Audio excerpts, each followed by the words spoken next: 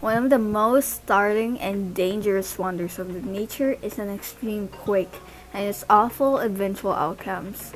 For countless years, the powers of plate tectonics that have molded the Earth's structure gradually move over, under, and past one another. In the event that quake happens in a populated territory, it might cause numerous passings, wounds, and even broad property harm. So now, the question is, what is an earthquake? An earthquake is a sudden and violent shaking of the ground, sometimes causing great destruction, as a result of movements within the Earth's crust or volcanic action. So now that we know what an earthquake is, the question is, what do we do during an earthquake occurs? There are actually simple steps and instructions given to us at school on what we should do before, during, and after. So make sure to prepare an emergency kit with non-perishable food, bottled waters, copies of important documents, flashlights, and many more, and store it where it will be easily accessible in case an earthquake occurs.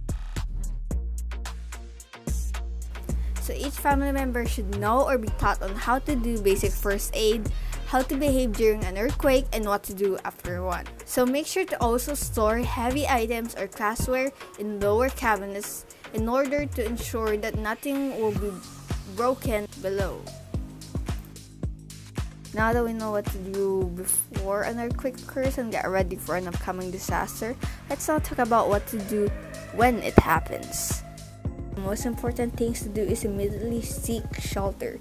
It might be beneath a table or a desk or along an interior wall away from windows or hazardous objects. It's also important to take note that you should stay in open areas if you are outdoors. Stay away from buildings, power lines, trees, and other potential hazards that might collapse when an earthquake occurs.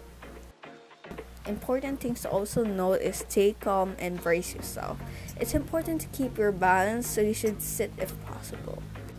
And last but not least, you should know how to do the duck, cover, and hold. Now that we finished talking about what to do before and during it happens, let's talk about what to do after it happens.